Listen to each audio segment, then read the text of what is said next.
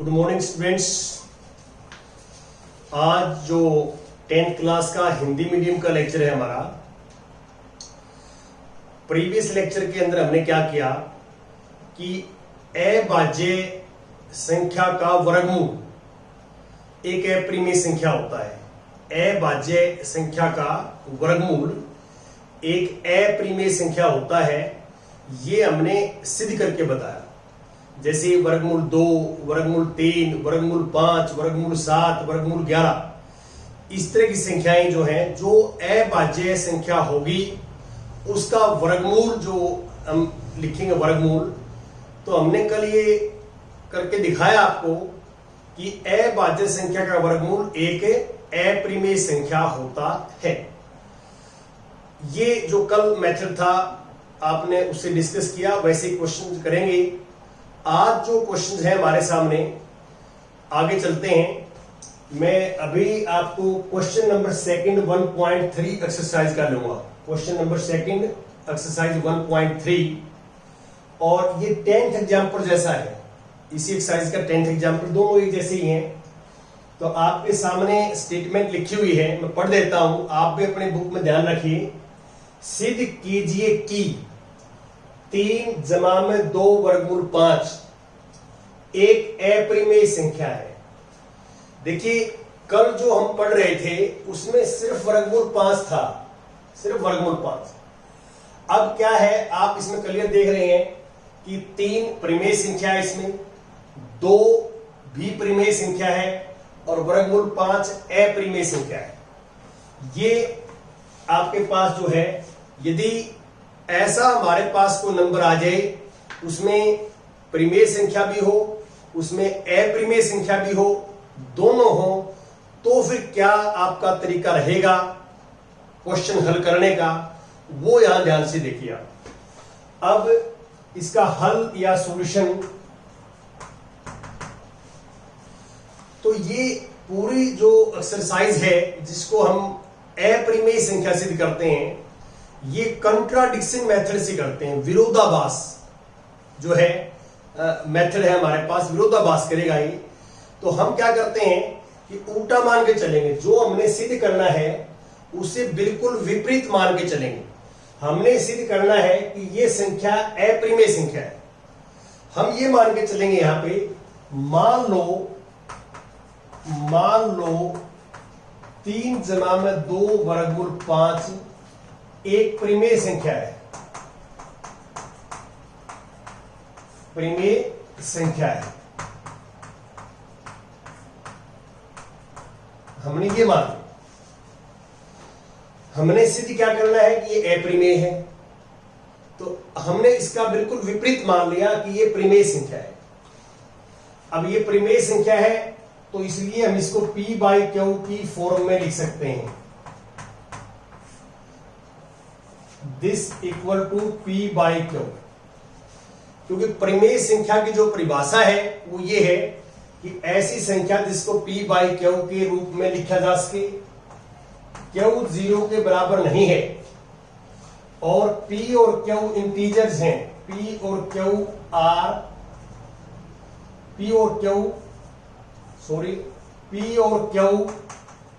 पूर्णांक हैं, और HCF of P and Q is 1। ये चारों चीज आप लिखनी है कि इसको हमने परिमेय माना है, इस संख्या को परिमेय मान लिया, तो ये परिमेय है तो इसको P/Q की फॉर्म में लिखा जा सकता है।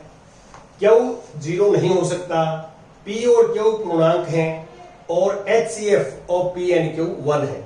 ये चारों बातें आपने परिमेय संख्या में लिखनी है, जो आपको नंबर सिस्टम बताया है। अब आप क्या करोगे, यहां से आप वर्गमूल 5 का मान निकालेंगे। तो कैसे, 3 को आप उस साइड में ले जाइए, तो 2 वर्गमूल 5 बराबर है P/Q - 3। अब आप ये 2 जो है वर्गमूल 5 की गुणा में है, 2 वर्गमूल 5 की गुणा में है, तो 2 से हम भाग देंगे, तो हम वर्गमूल 5 बराबर है 2 से भाग देंगे तो P/2Q - 3/2 आ जाएगा। ये ध्यान रखें कि 2 जो है भाग देंगे तो वो इसके नीचे भी लिखा जाएगा और इसके नीचे भी लिखा जाएगा, दोनों के नीचे जाएगा। तो ये हमारे पास है। अब आप देख सकते हैं कि ये एक परिमेय संख्या है, p/2 परिमेय संख्या है, 3/2 भी परिमेय संख्या है। तो आप प्रीवियस क्लासेस में पढ़ते हैं कि 2 परिमेय संख्याओं का जोड़, अंतर, गुणनफल और भागफल जो है परिमेय संख्या आता है।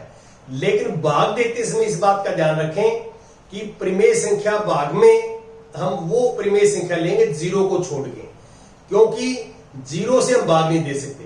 तो ये बाकी जो है आप जोड़ में, अंतर में, गुणनफल में यदि 2 परिमेय संख्या लेते हैं तो हमारे पास एक नई परिमेय संख्या ही आती है। और भाग के अंदर आपने करना है कि वहां पे आप जो है 0 को छोड़ के बाकी परिमेय संख्या लेंगे और फिर आप 0 को छोड़ के परिमेय संख्या लेंगे, एक को दूसरी संख्या से भाग देंगे तो हमारे पास नया नंबर जो है वो परिमेय संख्या ही आएगा। अब ये है जो है वर्गमूल 5, इससे ये हो गया कि ये एक परिमेय संख्या है। आप देखो therefore p/2q, या इसको आप लेना चाहें तो लघुत्तम ले लें, पहले इसका लघुत्तम लेके इसका ये आ जाएगा 2q जो है इसका लघुत्तम आ जाएगा और ये आ जाएगा p-6, p माइनस जो है और 2 से डिवाइड क्यू 3q, ये आ जाएगा। तो परंतु ये जो है p-3q/2q एक परिमेय संख्या है, एक परिमेय संख्या है, परिमेय संख्या है p, और ये परिमेय संख्या है तो ये इसके बराबर है। तो इसलिए वर्गमूल 5 भी परिमेय संख्या होगी, फिर परिमेय संख्या होगी, ये परिमेय संख्या होगी। परंतु ये संभव नहीं है, क्योंकि इसे पिछले लेक्चर में हमने ये सिद्ध करके बताया है कि वर्गमूल 5 अपरिमेय संख्या है, वर्गमूल 5 अपरिमेय संख्या है। तो फिर आप ये लिखोगे कि हम जानते हैं कि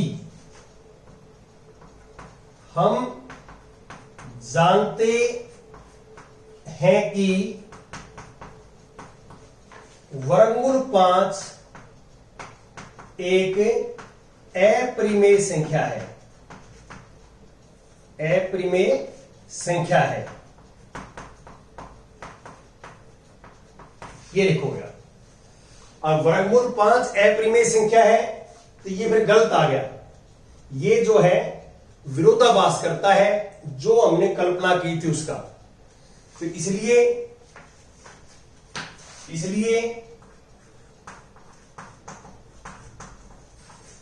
यह कथन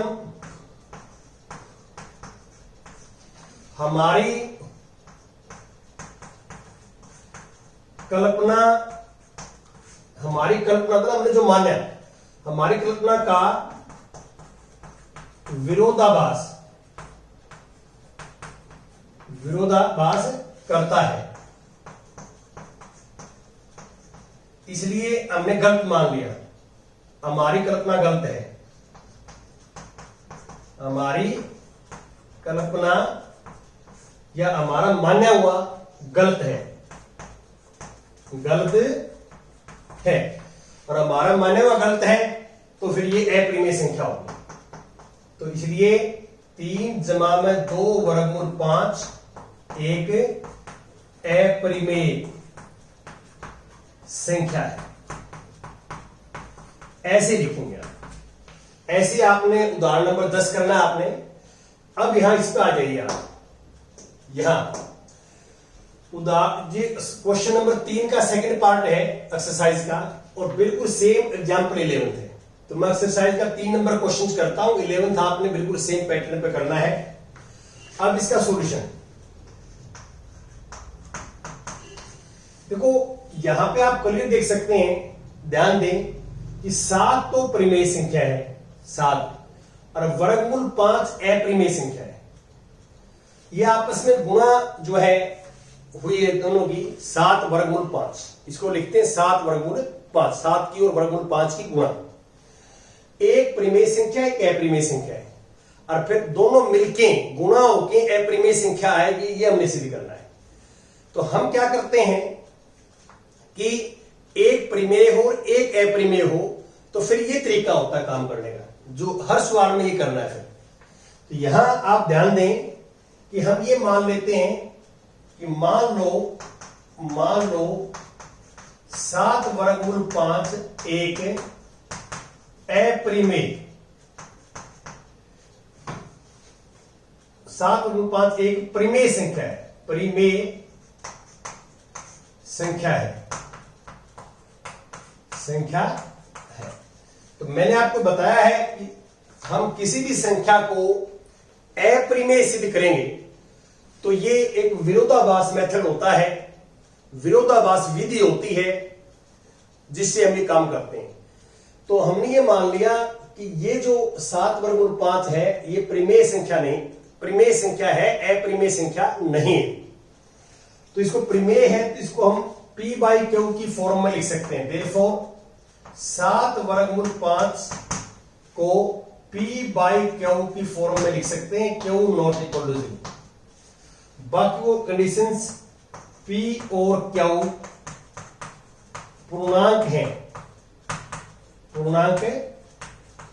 हैं और HCF of P and Q जो है 1 है। ये जो चीज मैं लिख रहा हूं ना, ये मैं बार बार कह रहा हूं कि जो नंबर सिस्टम में आपको मैंने प्रिमेय संख्या की परिभाषा बताई है वो ही चीज मैंने यहां लिखी है, ये आपने भी लिखना है। ये चारों चीजें 1, 2, 3 एंड 4। अब यहां मैं वर्गमूल 5 का मान निकालूंगा, जैसे वहां भी मैंने वर्गमूल 5 का ही निकाला था। जो अप्रिमेय संख्या होती है उसका मान निकालते हैं। तो ये 7 से भाग देंगे P/7Q। फिर आगे लिखोगे कि P/7Q एक परिमेय संख्या है, परिमेय संख्या है। तो ये परिमेय संख्या है, ये इसके बराबर है, तो ये भी परिमेय संख्या होनी चाहिए। फिर इसके हिसाब से कि दो परिमेय संख्याएं आपस में बराबर हो सकती हैं, परिमेय संख्या के ही बराबर हो सकती है। तो इसलिए यहां क्या हो गया, इसलिए वर्गमूल 5 भी परिमेय संख्या होगी, परिमेय संख्या होगी। ये लिख के फिर यहां पे आ जाइए आप आगे कि हम जानते हैं कि वर्गमूल 5 एक अप्रिमेय संख्या है। इसके नीचे फिर ये लिखना आपने, हम जानते हैं कि वर्गमूल 5 एक अप्रिमेय संख्या है। फिर यहां ये लिखना इसके बाद कथन, इसलिए यह कथन हमारा कल्पना का विरोधाभास करता है। कल्पना में तो हमने क्या मान लिया, ये परिमेय संख्या है, उससे एक गलत चीज आई हमारे पास। देखो ये हमने गलत मान के चले थे, गलत मान के चले थे। तो मैथमेटिक्स में गलत चीज का गलत रिजल्ट ही होता है। तो ये गलत मान के चले थे हम, और हमारे पास रिजल्ट भी गलत आया। गलत क्या रिजल्ट आया कि वर्गमूल 5 परिमेय संख्या आ गई, परंतु यह सही नहीं है। वर्गमूल 5 क्या है, अपरिमेय संख्या है। तो ये कथन जो है, ये वाला जो कथन है, ये हमारा कल्पना का विरोधाभास करता है कि अपरिमेय संख्या है। ये दोनों आपस में विरोधाभास हो गए। ये जो कल्पना जो कहती है कि ये परिमेय संख्या वर्गमूल 5 है, और हम ये जानते हैं कि यह परिमेय संख्या है।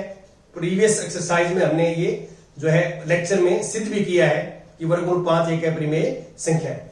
तो फिर हम क्या कहेंगे कि इसलिए यह कथन हमारी कल्पना का विरोध करता है, हमारी कल्पना गलत है, इसलिए यह अपरिमेय संख्या है। क्योंकि कल्पना गलत हो गई, हमने गलत मान लिया। हमने क्या मान लिया कि ये परिमेय संख्या है, तो ये गलत हो गया। तो फिर क्या है, ये अपरिमेय संख्या है। तो आपने ऐसे करना है। अब मैं कुछ और एग्जांपल्स आपके साथ डिस्कस करूंगा क्वेश्चंस एक्सरसाइज के, और जितने भी बच्चे हमारे चैनल के साथ जुड़े हुए हैं, हमारे चैनल का जो मुख्य उद्देश्य है, एकमात्र जो उद्देश्य है, अधिक से अधिक बच्चों को जो है गणित की शिक्षा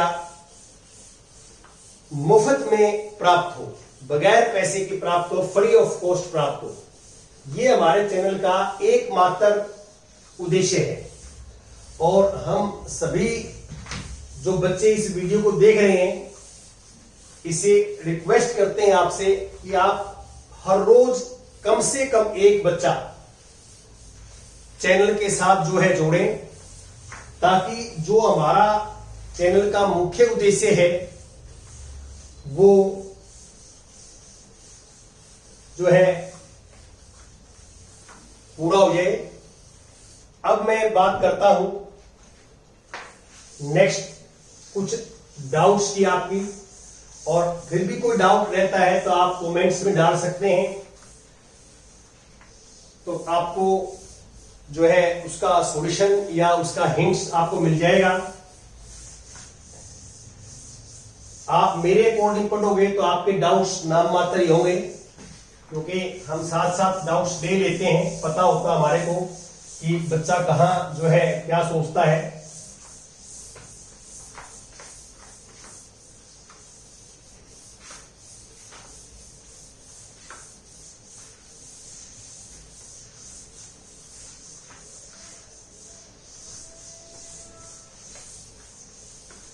हाँ जी, अब हम बात करते हैं नेक्स्ट 1.2 एक्सरसाइज पढ़ाइए आप 1.2। इसमें मैं एक दो क्वेश्चंस आपके साथ डिस्कस करता हूं। जैसे क्वेश्चन नंबर 5 है, क्वेश्चन नंबर 5 1.2। जैसे आपको एग्जाम्पल 5 करवाया था मैंने, एग्जाम्पल 5 बिल्कुल सेम पैटर्न पे ऐसे ही आपने स्टेप बाय स्टेप लिखना है। जैसे मैंने आपको एग्जाम्पल लिखवाया है, क्या अंतर करना है, यहां 6 की पावर n है,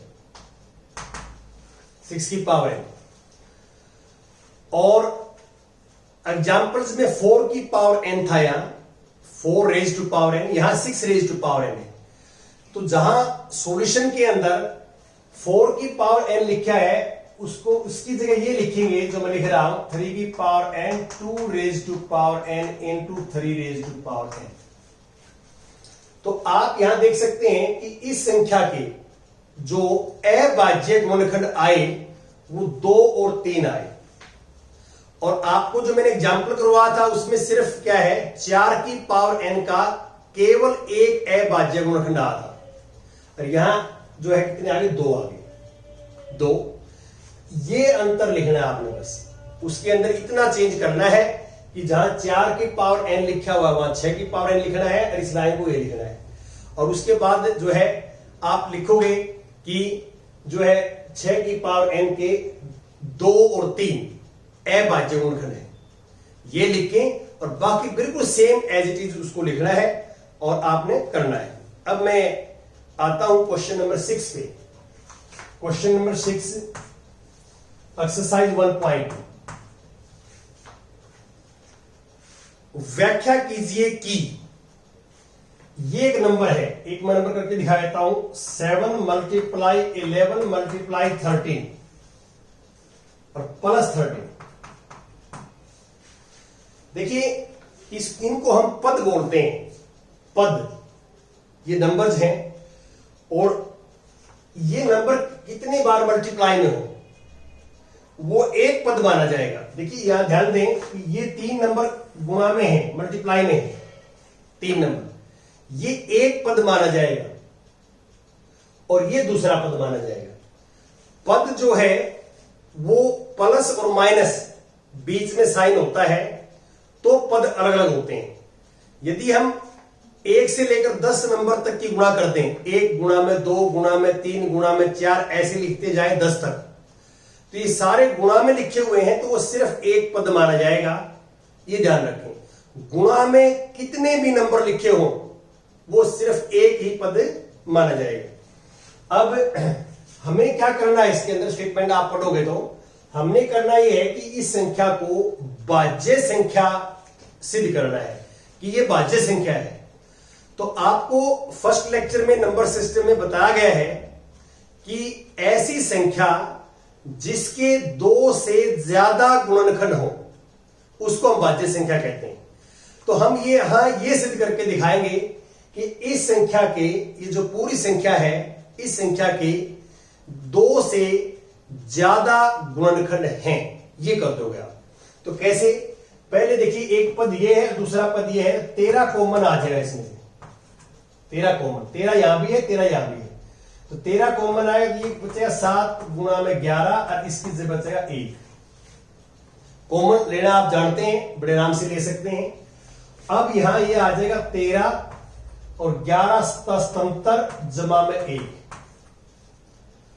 टेबल्स आपने जरूर याद करनी है। और ये हो गया 78, ये गुणा में है, तो 78 के फैक्टर करेंगे हम। देखो 78 के फैक्टर करेंगे, 2 से आ जाएगा 3 और जो है 9 39, फिर 3 से 13, तो आप देख 13 तो पहले था ये, और 78 के फैक्टर हो गए 2 गुणा में 3 गुणा में 13। ठीक है, और ये हमारे पास। अब आप देखो कि ये जो नंबर था, ये नंबर, इसके कितने फैक्टर्स हो गए? इसके फैक्टर हो गए 1 2 3, 13 तो रिपीट हो गया दोबारा, तो इसके 3 फैक्टर हो गए। और जिस नंबर के 2 से ज्यादा फैक्टर्स हो, 2 से ज्यादा गुणनखंड हो, उसको हम बोलते हैं दिस इज भाज्य संख्या।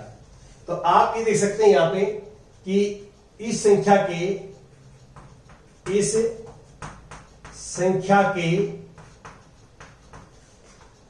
3 गुणनखंड हैं, 3 गुणनखंड हैं, इसलिए यह भाज्य संख्या है। इसलिए यह भाज्य संख्या है, ऐसे लिखेंगे आप। तो कोई प्रॉब्लम है तो आप डिस्कस कर सकते हैं। अगला भी एक नंबर दे रखा है, वो भी चलो मैं डिस्कस कर लेता हूं आपके साथ में। अगला नंबर है इसका 6 का, ये फर्स्ट पार्ट मानो, ये सेकंड मानो। क्वेश्चन नंबर 6 का एक्सरसाइज 1.2, ये नंबर है 7 × 6 × 5 × 4 × 3 × 2 × 1 और +5। अब आप ये मानिए कि एक पद ये है और दूसरा पद ये है।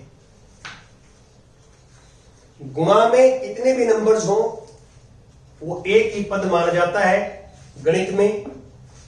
अब इन दोनों पदों में से कॉमन ले लिया मैंने 5 कॉमन ले लिया, तो 5 कॉमन लेंगे तो क्या बचेगा? 7 गुणा में 6 गुणा में 4 गुणा में 3 गुणा में 2 गुणा में 1, और यहां जो है ब्रैकेट के अंदर ये प्लस का प्लस और 5 बाहर चला गया तो इसकी जगह 1। अब इनकी गुणा करेंगे, इसकी गुणा ऐसे करेंगे, देखो 2 3 6, 6 चौका 24, 24 छिके, 24 चौका होता है 96, 24 चौका 96, 24 पंजा 120 और 24 छिक्का 144। 144 गुणा में 7, 144 गुणा में 7, 7 चौके 28, 2, 7 चौके 28 और 2 30, 3, 7 चौके 7 3 10, ये 1008 आ जाएगा।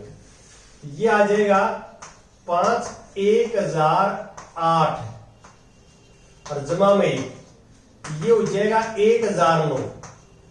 इसमें पहले प्लस होगा, ब्रैकेट सोल्व करेंगे, पहले ध्यान रखना 1009। और अब 1009 के आप गुणनखंड करेंगे, गुणनखंड ऐसे 1009 के जैसे हम करते थे पहले 1009। तो ये आप देखिए कि किस नंबर से ये जाएगा, और ये गुणा भी एक बार चेक कर लेंगे। इसके जो गुणनखंड आएंगे तो वही तरीका होगा, गुणनखंड करके इसके 2 से ज्यादा गुणनखंड आ जाएं, अभी 2 ही आए हैं, 2 से ज्यादा आ जाएं तो हम ये कहेंगे कि यह है एक भाज्य संख्या है। मैंने आइडिया आपको बता दिया, ये गुणा जरूर चेक कर लेना आप कि क्या है। अब मैं आपको थोड़ी देर पहले मुझे याद आ गया कि मैं अभी कह रहा था कि पहले आपने ब्रैकेट सोल्व करने, इसमें ये ऐड करना है। देखिए आपने छोटी क्लासेस में बोर्ड-मास का एक फार्मूला पढ़ा है, मैं इसलिए आपको बता रहा हूं। वैसे तो काफी छोटी क्लासेस में आता है, फिर भी हो सकता है कुछ बच्चों को इसका आइडिया ना हो। जब भी हम कैलकुलेशंस करते हैं तो हम देखते हैं कि बहुत सारे बच्चे कैलकुलेशन में गलती कर देते हैं। एक तो आप कम से कम 20 तक आपकी टेबल पहाड़े याद कीजिए अच्छे ढंग से, 20 तक। और देखिए बोर्ड मास का मीनिंग क्या होता है कि ब्रैकेट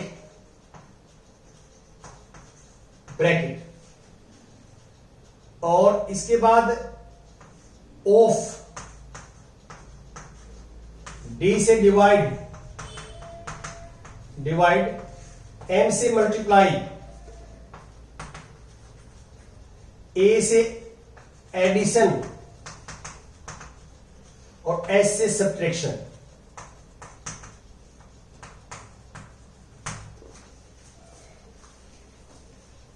तो इसमें ब्रैकेट जो है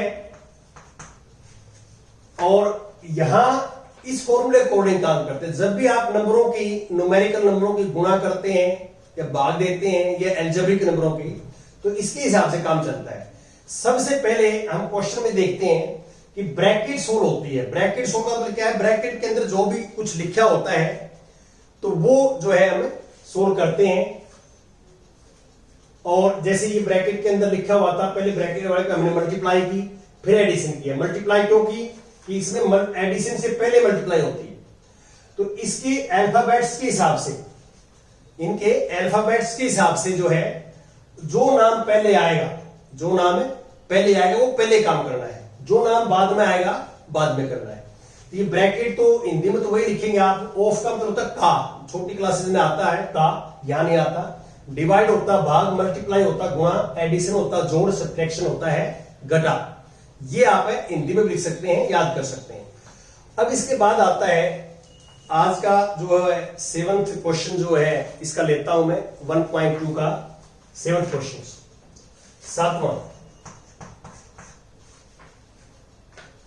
सातवां क्वेश्चन जो है क्या है, मैं पढ़ देता हूं स्टेटमेंट। किसी खेल के मैदान के चारों ओर एक वृत्ताकार पथ है। देखिए एक खेल का मैदान है, मान लो ये खेल का मैदान है, ये पथ है। खेल के मैदान के बाहर को जो है ये पथ है, ये मान के चलिए। इस पे घूम सकते हैं, रेस लगा सकते हैं। अब क्या कहता है कि इस मैदान का एक चक्कर लगाने में सोनिया को 18 मिनट लगते हैं। देखिए ध्यान दें, मान लो इसकी स्टार्टिंग यहां से होती है, यहां स्टार्ट करते हैं, तो यहां से इसकी सर्कमफ्रेंस परिधि के ऊपर भागेगा तो बच्चा यहां पे एक चक्कर पूरा हो जाएगा। तो एक सोनिया लड़की है, सोनिया वो एक चक्कर लगाने में 18 मिनट लेती है, 18 मिनट।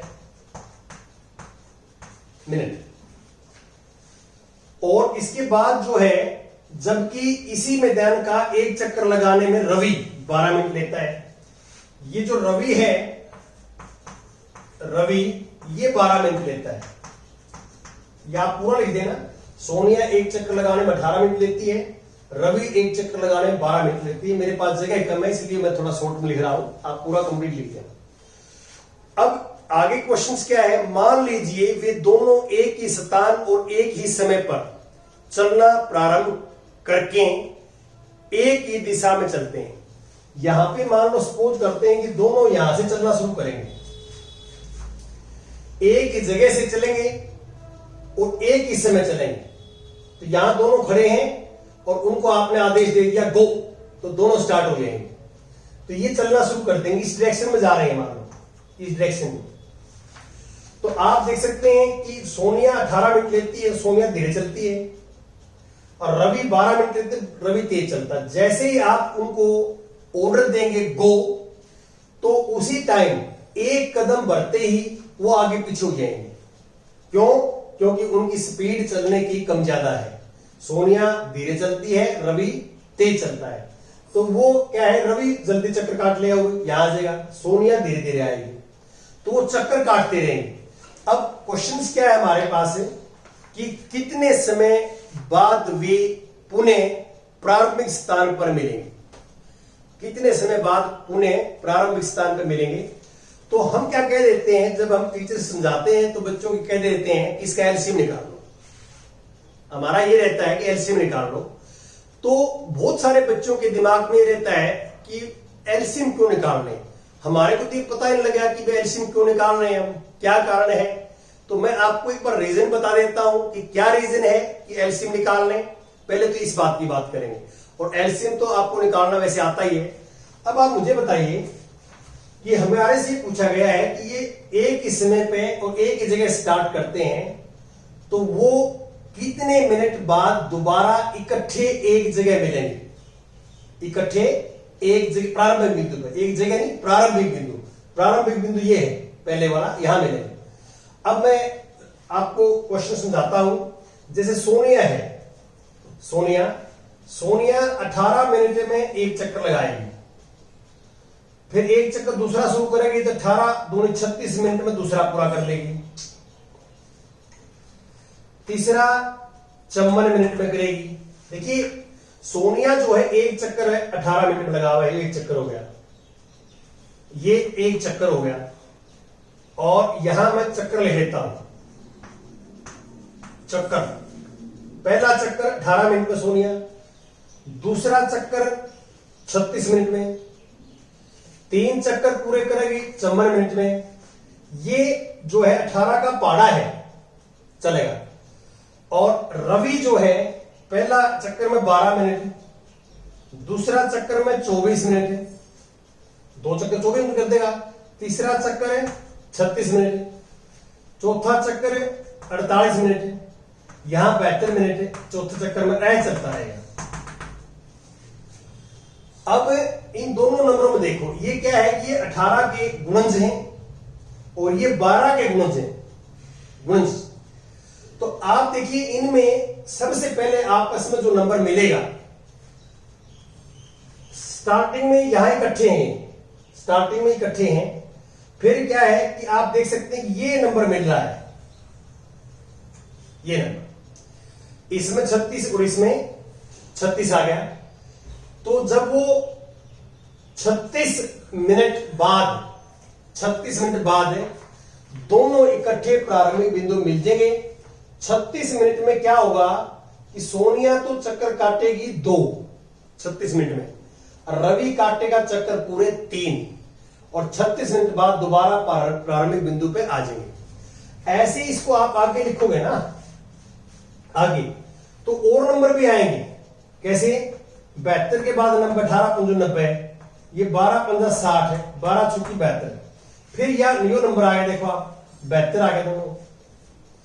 फिर सेकंड टाइम तो मिलेंगे 36 मिनट बाद, फिर तीसरी बार, क्योंकि स्टार्टिंग में इकट्ठे हैं वो, एक बार स्टार्टिंग में इकट्ठे हैं, फिर 36 मिनट बाद इकट्ठे मिलेंगे, फिर 72 मिनट बाद इकट्ठे मिलेंगे। ऐसे आगे नंबर भी आएंगे, बहुत सारे नंबर आएंगे। अब इनमें सबसे छोटा नंबर कौन सा है? प्रारंभिक स्टार्टिंग के बाद वो 36 मिनट बाद मिलेंगे, तो इसलिए हम क्या है इसका एलसीएम ज्ञात करेंगे। एलसीएम जो है टू फाइंड एलसीएम जो है किसका? 18 का और 12 का ज्ञात करेंगे। एलसीएम, एलसीएम होता है लोवेस्ट, छोटे छोटा, जो है lowest LCM, sorry LCM lowest common multiple. ये सारे मल्टीपल हैं, जो गुणज होते हैं, जो पाड़ा है, मल्टीपल बोलते हैं इनको, मल्टीपल है। लोवेस्ट छोटे से छोटा, छोटे से छोटा, और मल्टीपल ये है ही, और कॉमन तो दोनों में आएगा, कॉमन है दोनों में आएगा, इसलिए हम इसका एलसीएम निकालते हैं। तो ये कई बार जो है हम कह देते हैं कि एचसीएफ निकालो, कई बार कह देते हैं एलसीएम निकालो। तो आपके दिमाग में ये बिल्कुल क्लियर होना चाहिए कि हम एलसीएम क्यों निकाल रहे हैं, एचसीएफ क्यों निकाल रहे हैं। तो अब इसका आपने एलसीएम निकालना है। आपको जो है 2 मेथड्स मैंने बताए हैं एलसीएम निकालने के, एक तो यूक्लिड डिवीजन एल्गोरिथम से भी हमने एलसीएम निकाला है, और एक हमने प्राइम फैक्टराइजेशन से, मेथड ऑफ प्राइम फैक्टराइजेशन निकाला है। Thank you very much.